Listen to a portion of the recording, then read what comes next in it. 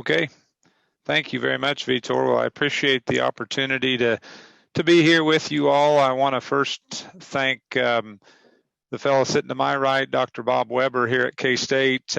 He lended a helping hand of getting me on the Zoom meeting and everything because I'm actually in Manhattan, Kansas with our oldest daughter Ava's senior visit to get ready to come up here to college next year and possibly be here in Weber Hall with animal science. So appreciate Dr. Weber pitching in here and letting me use his office. I have to be honest, I really don't know for sure what credentials I have amongst, I think I counted 13 PhDs on today and tomorrow's program, how a cowboy from the southern Flint Hills of Kansas ended up on this, but I do appreciate it. And I got to thinking that maybe there was some kind of way that I landed this job today. And I thought back to my days here at Kansas State, and my senior year in the spring, I took a class called Bovine Reproductive Technologies that Dr. Dave Grieger taught, and we had a TA who was known far and wide for when students like myself were a little slow preg checking our cows as we learned about this reproductive technology called rectal palpation.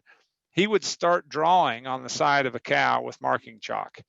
And he would draw and he would draw, and these are similar illustrations to what that young TA would draw, but sometimes he'd have koala bears and everything under the sun that none of us in Kansas had seen. And that young TA's name was none other than Dr. Cliff Lamb, who was our speaker immediately prior. So I figured that the only way I got on this talk behind Cliff was so I could show some of these old pictures of him.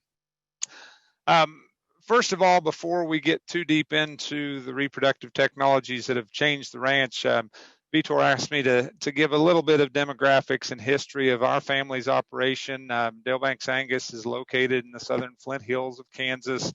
About 450 registered Angus females split relatively equally between fall and spring herds.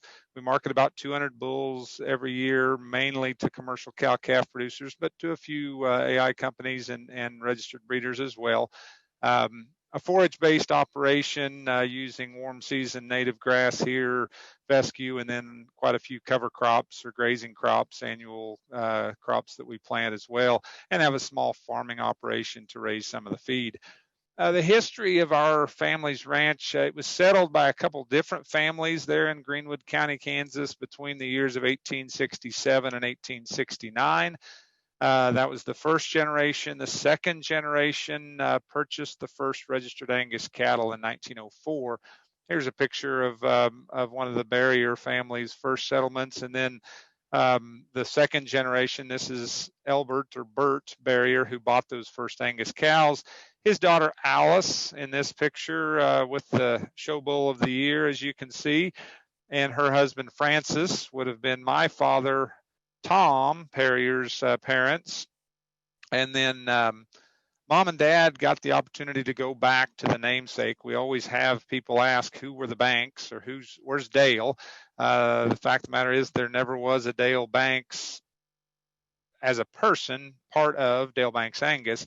It was brought over with our ancestors from England, and this is that family farm in England that Mom and Dad got to go back and see about 5 or 10 years ago in central England. So that's a little bit of the history of our operation. And then today, the operation day-to-day consists of my mom and dad, Carolyn and Tom, that you can see there in the back row with me, my wife Amy, and our 5 kids, Ava, Henry, Lyle, Hannah, and Hope. And as you can see, I think I finally just realized how this dumb cowboy from the Flint Hills got put on a topic of reproductive efficiency. So technologies that change the ranch. You know, I've got to start, even though we're talking about AI and all the different technologies that we use, I have to start with a technology that I feel like at least changed our ranch, and I think nearly any ranch you talk about across the nation, and that's pretty simply a scale, whether it be a birth weight scale, as you see here, or a shoot scale, phenotypic measurements that we've taken on seed stock cattle and now on commercial cattle as well. And the ability to take those measurements, compare them to their contemporaries, put them through analyses at a breed association or a private company, and turn those into reliable genetic selection tools. And I'm talking expected progeny differences. You can throw genomic percentile rankings in there as well, but those usually get included. Multi-trait selection indexes, dollar values, and what have you. These are two things that I think create the foundation for us to use things like artificial insemination and really make directional change. Otherwise, we're kind of shooting in the dark. So using this information, these are basic fundamental measurements that we've had for decades and decades, but without those, all of the technology in the world, whether it be gender sorted semen or in vitro fertilization or embryo transfer, any of the things that we've talked about today and will continue to develop, I'm not sure those are worth a lot if we don't use the basics. And that is, are these cattle doing the things that we need them to do? And if not, let's find the outliers and either select against them and get them out of the herd, or find the ones that are doing the job well and use them even more through things like AI and embryo transfer. So as we talk about genetic selection, here at Dalebanks Angus, we use some what we term practical, profitable genetic selection, because we don't aim in our operation, we don't aim for any extremes, high or low, on any trait. And so whether it be choosing AI and natural sires for our herd, replacement heifers from within our herd, embryo transfer donor cows, whatever the case may be, we look at two things first. And it's just like planning a trip someplace. When I left home this morning to come to Manhattan, I needed to know first and foremost where I was, second, where I was headed, and then figure out how to get there. And I think sometimes we get caught up in this space race of just breeding numbers to numbers and using these in ways that probably were never intended by our folks that developed these beef improvement programs decades ago, a half century or more ago. They're tools, and to use these tools, we first have to know and evaluate where we are, where we need to be from a marketing or from a management standpoint, and then find the tools or the levels of EPDs or the types of cattle that can help us get there. And in our breed, we do have Angus cattle, and we're very blessed to have a very large database with some very predictable EPDs that we can go to angus.org and plug in, as you can see on this screen, ranges, everything from a minimum and maximum to accuracy levels of these different EPD traits. And that's how we start selecting the genetics for our operation, and how, frankly, most of our commercial customers do the same.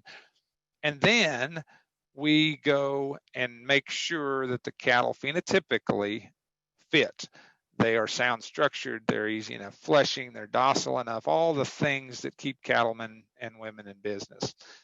So a little more specifically, we'll talk about our breeding program for our virgin heifers. And this is fairly similar from our spring herd to our fall herd.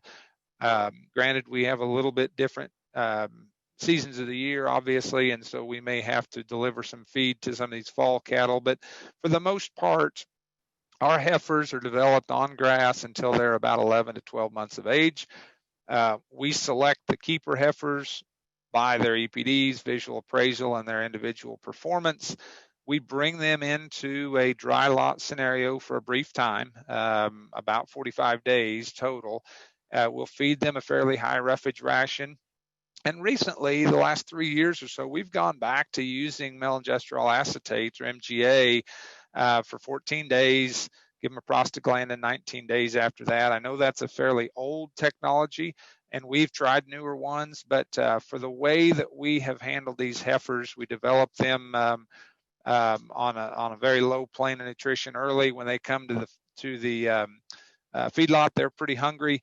They're going to grow pretty efficiently. We can put a limited amount of feed out there, let them clean that up consistently, and we feel like we can get a even enough intake of MGA to make that work. It is a little cheaper synchronization program, and it fits very well for us. We'll then, after we give that prostaglandin shot, very typical, we'll heat detect. We will have some heifers come in a little earlier on this MGA program than when we were using CEDARs. It doesn't synchronize them quite as tightly, but if they haven't come in by 76 hours or so, we will go ahead and give them a shot of GnRH and time AI those. We'll then heat detect those 21 days later, and obviously we start early and go a little bit late on the days plus or minus 21, but that gives us an opportunity on those non-cyclers early to restart them with the GnRH, and usually, quite often, we'll see them come back into heat on that second AI, and following that second AI, we'll turn bulls out for very limited, basically one more cycle, about 25 days, let them clean up, and then we'll keep the heifers that were bred in the first AI, sometimes the first two AIs, and we'll sell the later bred heifers as bred replacements, and obviously open heifers we either take to the feed yard or call at the local sale barn. So on our cows is a little bit different. Our cows spend 365 days out of the year on grass of some kind, either native or cool season grass or planted forage. They calve on native grass. We'll then get those calves in at about a month to 2.5 months of age, give them their initial calf vaccinations. We'll also vaccinate the cows. We do use modified live vaccines on those open cows 30 to 40 days prior to AI. We'll move those pairs to some cool season grass traps that we've planted around our AI breeding facility. For the last, 20 years, we've been using CEDARs in a 7-day co-sync type of program. This year, and I'll talk about this a little bit more, we're going to try a newer technology that's starting to be used more. But we've used the 7-day co-sync with CEDAR and got along very well.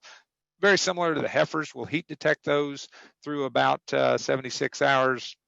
And those that haven't cycled, at the end of that, we will give a shot of GnRH and time AI.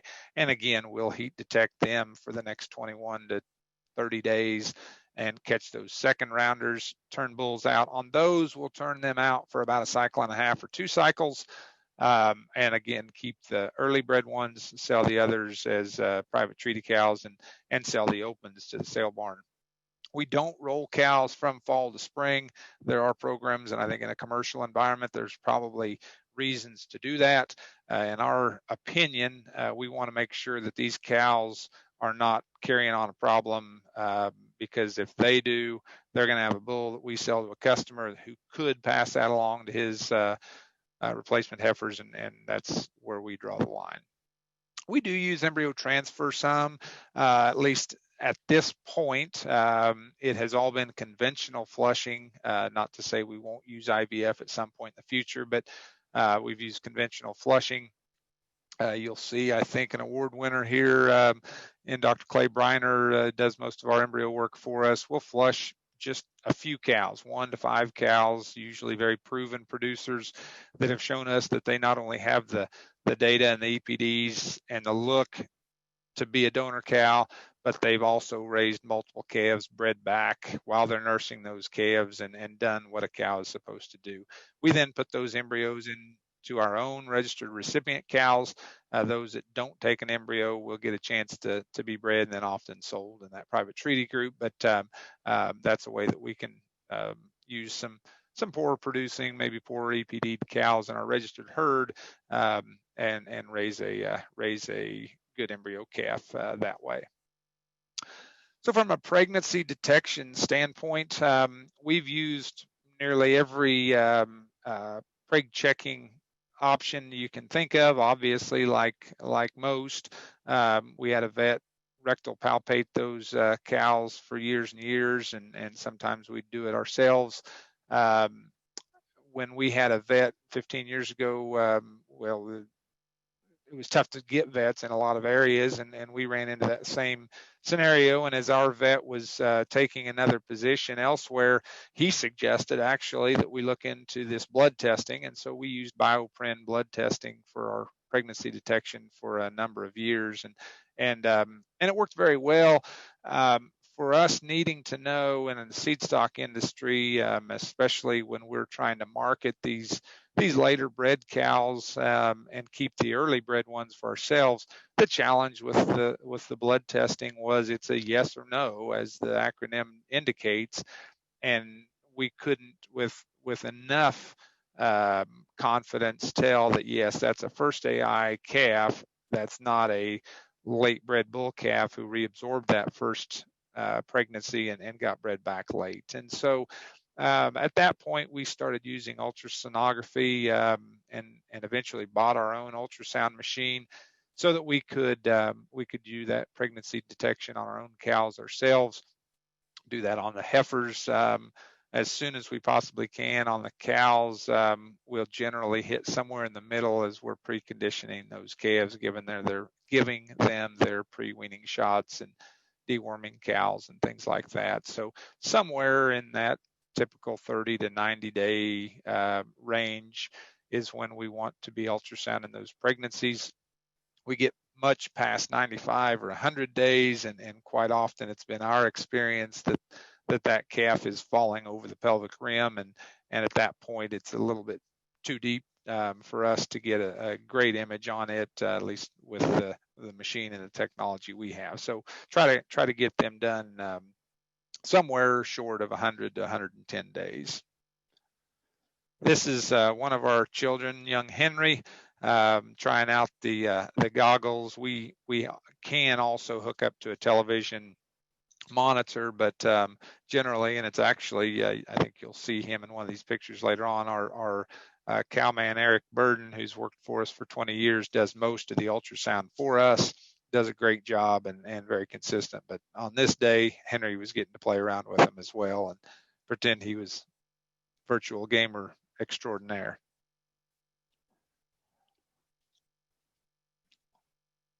Excuse me, I talk a lot, as my wife would tell you, but I'm not used to talking at this length for this long. So a few things about where we've been specifically with things like the AI industry. I've lost quite a bit of hair and I've got quite a few grays up here, but I don't even remember the glass ampule days. But my dad and his brother told me enough stories about those things exploding on them and glass shattering everywhere to make me feel like I lived through it. And when you compare we talk about technologies that changed the ranch, half cc and now a quarter cc straws that are plastic, and you can just snip the top off and put them into a plastic sleeve. That's a technology that's changed AI immensely, because before that it was pretty rough to hear them talk about the pipettes and the bulbs and everything it took to get that simply get the semen into the cow. So that is a technology that really has made AI significantly easier than, and most of us that AI today probably don't even realize how much easier. Heat detection, my goodness, from a labor efficiency standpoint, the opportunities and the tools that we have today to make heifers and cows come into heat in a tight window and either time AI them or just heat check for a very brief time makes AI, in my opinion, almost a no-brainer. Before we had these synchronization tools, it was a full-time job, and you spent more time just heat checking cows if you didn't have a huge group to do than you did actually AIing them. And so the ability to bring those cows into confinement for a day or 2 or 3 instead of 21 is a huge technology that, again, young folks probably don't even realize how much that has meant. I am old enough to remember and I won't use the trade name, even though I don't think anyone's around to feel bad about it, but the ear implants that we used for synchronization of cows back in the 80s, I was a kid and remember those things. And gosh, the opportunities that we have with seeders today to do much the same thing, but in a much easier and safer environment and better on the animals and everything else is just it's hard to refute. We've seen variable disposition and cattle handling. I think we have you can run down the list of cattle handling experts that we can all learn from. I know I've learned an immense amount and from watching some of these folks, but the advancements that we've had in our stockmanship and our cattle handling abilities, and I think the advancements that we've made in cows' disposition has made AI a whole lot more effective and a whole lot easier. And then we talk about facilities. I'm as a seed stock producer, we run cattle through a chute a lot, whether it be collecting data, or whether it be synchronizing or AIing or whatever the case may be. Most of our yearling cattle will have been through a chute 7 to 12 times, depending on what gender and what they've had done to them. And so facilities get to be a big deal. I moved back to our family's operation in 2004 after being at K-State for a while and having a couple of jobs. And I moved back in May, and our spring breeding season went pretty decent. And then December, January came around, and the fall breeding season came around, and this is what we were breeding cows, the second round AI in early January. And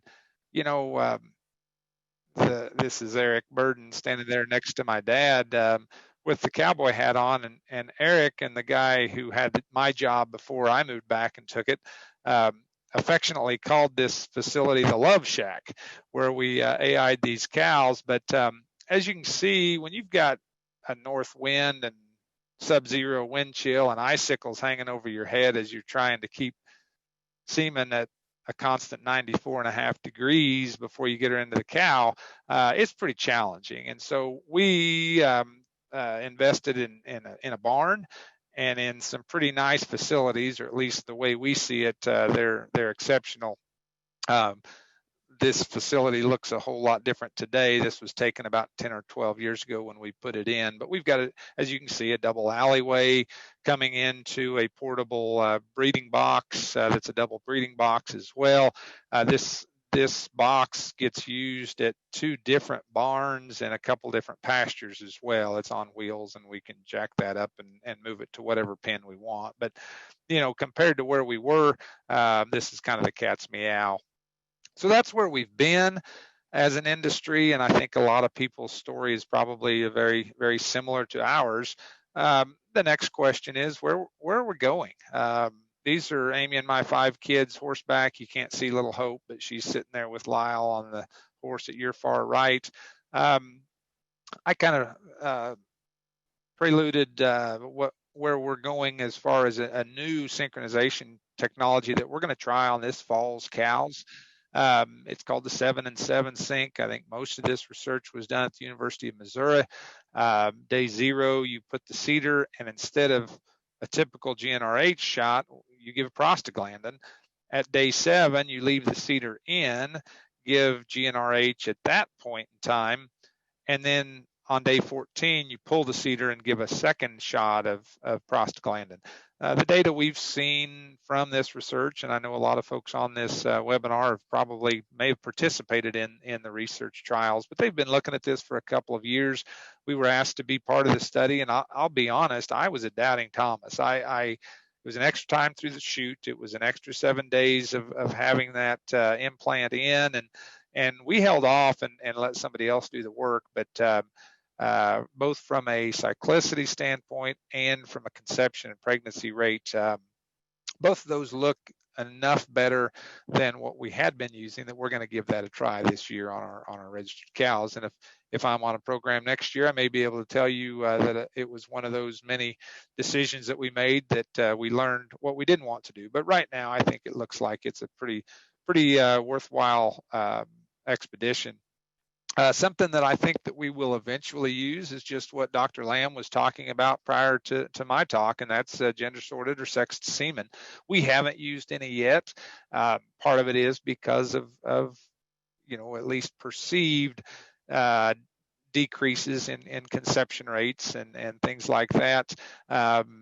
And quite often, I mean, I need heifers just as badly as the next person in terms of rebuilding our cow herd, and I don't know that I want to give up enough of those just to make more bulls, which we have more marketability for, but I don't know that I want to decrease the pool to choose from when I'm making my selection for replacement heifers. But at some point, yeah, we'll be using gender sorted semen. I'm very confident. Probably the same with IVF. Haven't used it yet, mainly from a cost standpoint, but gosh, again, labor savings and the flexibility of being able to harvest eggs from a pregnant female and things like that, fewer shots and stuff that make that a very good alternative.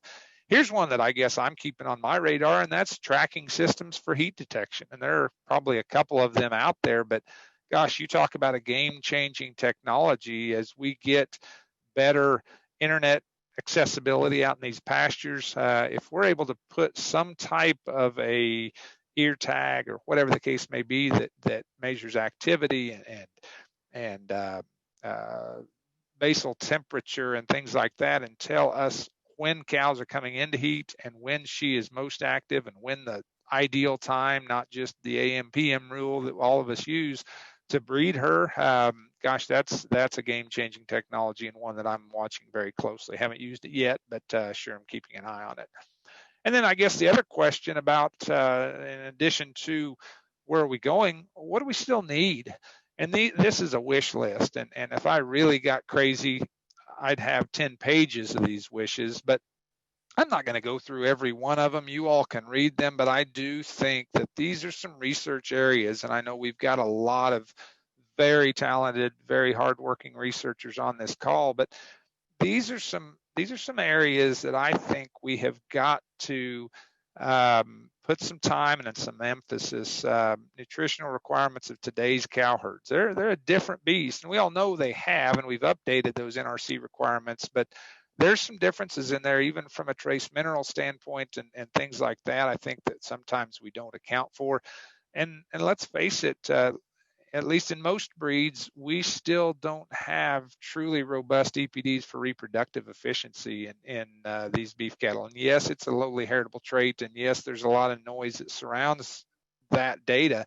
But I think we've got to do a better job as breeders and breed associations and companies at finding these cattle that, and it may be selecting against the ones that have reproductive problems, whether it be on the bull or the heifer side. But we've got to do a better job of being able to find the cattle that just are going to cause some issues with that. I think there's some areas in terms of mineral tie-ups and relationships, maybe even applied fertilizer and herbicide, that are on some of these crops and some of these co-products and things like that we're feeding today that may be affecting a cow's or a heifer's ability to maintain a pregnancy that we may not even know. Trait correlations and relationships has always been an issue, and I think as we get more and more EPD traits, something that we need to understand and get to G by E interactions. There's so many different things in here that I think we need to get a handle on, so that we don't get ourselves into a true wreck with reproductive efficiency. And then I think we just have to realize that we can't pick the max of everything and expect them to still do their job on pasture. And sometimes we've just got to do a better job of balancing and prioritizing and making sure that we keep everything in an optimum level so that we can get these cattle to do what they need to do on the ranch as well as at the feed yard and the rail. So the question was, what are some technologies that have changed the ranch? And I think I've touched on several of them. The next question to me is, have they changed it for the better or for the worse? Here's a picture of my Uncle Chuck at the halter of this big, stout, growthy Angus bull in 1965 at the Kansas Angus Futurity. Everybody knows that's a champion phenotype, right? Well, we've come a long way, at least in our breed, and I think nearly every breed of cattle. But you have to ask yourself, what have we sacrificed? I'll bet there weren't very many folks that were complaining about mature size, or at least not too big a mature size in those days. They weren't worried about cattle eating too much. Um, the dry matter intake on those cattle was probably just fine. They were just trying to do everything they could to make them eat. So as we talk about technologies that can and have and will continue to change the ranch, we have to make sure that we ask ourselves, are we changing it for the better or for the worse? I'm not one to say the sky is falling because we've bred cattle that do more than they've ever done before. The efficiency of today's cow herd is superior to anything we've ever seen. We just have to make sure, and it's up to us to use the tools, whether it be AI technologies, whether it be genetic selection tools, whatever the case may be, and use them to make better cattle, not just maximum everything. So those are some comments I have. There's the contact information if anybody has questions that we don't get answered here today. My email, my mobile phone, you're welcome to text me anytime, and sure appreciate your time and attention. And Vitor, I'll turn it back to you. Awesome, Matt. Great job. Really appreciate the presentation. Other people are typing in here in the Q&A. I have a question. So we always hear, a lot of people will use AI and synchronization on their heifers, but are a little reluctant to do that on their cows. Mm-hmm. So I wonder if you can comment on that, and if this was something you guys did early on, only heifers, and then start doing cows later. If you can comment on that, and sure, maybe some advice on people that have done AI and heifers and want to start doing in the cows. Sure. Yeah, I think that nearly everybody when they start AI, that's where they start with, and in my opinion anyway, it's twofold. Number one, they can find highly accurate calving ease bulls that they can use on heifers and not worry about having a pasture full or having one heifer bull that's just their quote unquote low birth weight heifer bull. I think the other reason is from a facilities and a labor standpoint, it's a whole lot easier to breed a pen of heifers than it is a pen of nursing cows with calves at the side, especially when we're talking about heat detection and having them in close to some facilities for any extended time. Again, I mentioned synchronization makes the cow AI thing a lot easier than it used to be. Instead of having them around for a month, you've got them around for a couple days. And I think time AI makes that a whole lot easier on the cows and the calves. You have a bad weather scenario, you get them into the pen, you sort those calves once, you AI those cows through the chute, you kick them back to pasture or wherever they need to go. And so, I think while the training wheels version of AI is breeding those yearling heifers, eventually, I think once you get comfortable with that, it's not as big of a leap to move to breeding nursing cows and having those calves around. Again, it's a labor and a facilities question is if you get that done. You mentioned, the late term, mid and late term pregnancy loss. Wondering, how much of that you're seeing in your herd, if you have those numbers. Yeah, it varies. Years ago, I 1%, 2% after preg checking those cows at, I'm going to say 45 days plus, and quite often ours is 60 to 90 days, but we'd still lose a few, and again, it was a very, very limited number. We've seen that creep up in the last few years, and it's up and down depending on years. I think some years there is an environmental effect to that. I've talked with neighboring ranches. I've talked with folks in different regions and the different breeds even. And 10 years ago, I didn't hear a lot of talk about that. I do hear more talk about that today. And the first few years, I think somebody says, well, it was pretty dry during that summer. And then the next year they'll say, it was pretty wet and cold during that winter or whatever the case may be, and eventually you see a little bit of more of a pattern regardless of the environment. I don't know. Again, I don't know if that's a haplotype thing or a recessive condition, or if it is some kind of, and I have had several veterinarians say that there is quite likely, whether it be a protozoan that we don't know about, whether it be a virus that we haven't seen or cultured or developed a vaccine for. We talked about leptospirosis and all these different things that can cause that type of loss. But we've done quite a bit of diagnostics on cows that we know were pregnant at 90 to 100 days and then ended up empty at calving time. And outside of some things like Neospora and things like that, haven't been able to pinpoint what is causing this. But anything more than 1 or 2%, in my opinion, is too much. And we've seen several years when we've had more than that. Yeah, I want to point out, like tomorrow evening, Dr. Lee Jones is going to be talking a little bit about pregnancy loss. So that'd be good. Yeah, stay tuned. Very good. You bet. Matt, there's a question about any precision management on pasture, that you guys use. How you guys do that? Precision management. I may need to get a little bit more detail. I guess if you can expand a little bit on how you guys manage your pasture. Okay. Well, we're in what we call the Flint Hills, and it's a native tallgrass prairie. It's one of the last vestiges of the native tallgrass prairie through the North American continent. It's excellent grass from May until August-ish, depending on what kind of summer rains we get. It doesn't get much better than those. And so during that growing season, we try to, at least at our outfit, will move those cows in I'd say not a management intensive, but about every 2 to 3 weeks, we'll move them to a new native grass pasture. And then during the dormant season, that grass doesn't have any protein. It's got very, very little TDN even. And so we end up feeding protein through the late fall, winter, and early spring.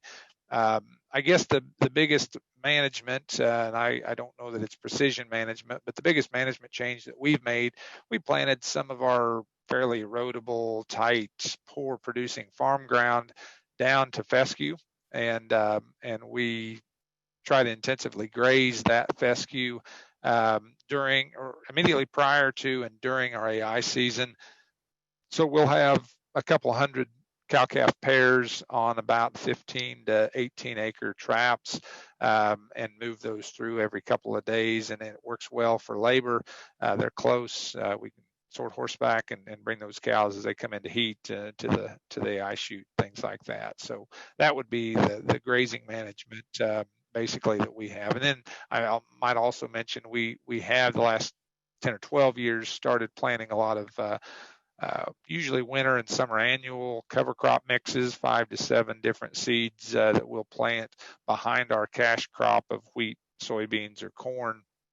We'll let that grow, and then we'll graze those in an intensive fashion as well with temporary electric fence. There's a question if you could share some of your results. For example, what's a usual pregnancy rate to time of the eye you guys see, like at the end of the year pregnancy rate and some of those numbers?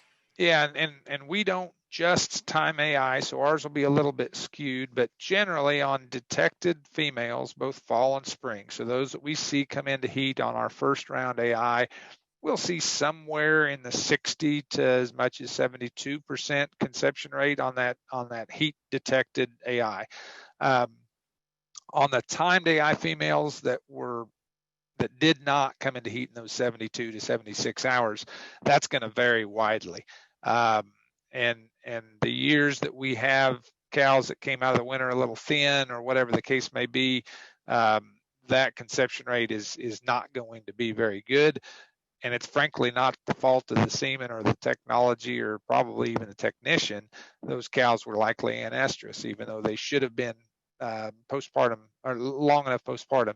But we'll see on those time AI females from as low as 25%. Again, this is after the ones that were cycling and showed heat have been pulled off, but as low as 25%. Sometimes we'll see close to 50% on those time AI females after we've already pulled the cream off. That's as good as it gets, and that's not frequent, but we have seen that, and probably those cows were just a little behind. They were probably going to come in another day or less, and we caught them and were able to get those pregnant. And I think a question from Dr. Sandy Johnson here. I think it makes sense. About those fetal losses that we started talking about earlier. I think, yeah, I see. Yeah, you saw that? I see that, and I assume, Right. Can everybody see that? Yeah, maybe you read it out loud. Okay, so Dr. Johnson said, do you see more fetal loss because you're now checking earlier and monitoring more closely? That's probably it on a few, because yeah, when we were rectal palpating, or sometimes maybe not even preg checking those cows, we didn't. If they didn't have a calf, we just said they were open the whole way through. Now we're catching those earlier. And that may very well explain some, but I still think that we're probably losing a few on top of that. That of course, I'm guilty of always wanting an answer. My dad, my mom, all of our folks have always been pretty inquisitive. My kids are very inquisitive. We ask a lot of questions before we make a decision, and we want to make sure that we have all the data and all the information. And so I always want to know why. And so when I see a little bit of a glitch there, I want an explanation. And like a vet told me one time, sometimes Mother Nature just didn't think that needed to happen and put a stop to it. And so there may not always be an answer to those whys, but I do think I've started hearing some chatter from enough other folks in enough other areas that tell me that maybe it's more, there are more fetal loss mid and late term than what we had been seeing even 10 or 12 years ago, and the preg checking and the management and the amount of that those cattle have been seen may not be any different compared to today.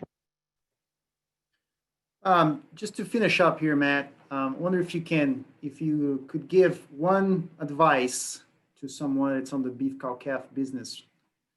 What would that be? One advice in the beef cow calf business. I'm glad you narrowed it down, Vitor. That is pretty broad. I think I would say use the information and use the people who you trust to make those decisions. Quite often, whether it be the coffee shop talk or some rant they saw on Facebook or whatever the case may be, gets folks stirred up, whether it be about a genetic selection decision or a nutritional decision or a marketing decision. I think there gets to be quite a bit of noise in all areas of our business today, and it's no different than probably any other industry. Fitting time of the month and election cycle to be talking about this, but you use the information that is out there and use the people, whether it be through extension or whether it be through a company that you know and trust, or a seed stock producer, or whatever the case may be. There are so many people that know so much and care so deeply about making better cattle and better cattlemen and women. We just need to use them. We need to find them. We need to ask those questions and use the information to make our decisions and try to remove emotion as much as we can.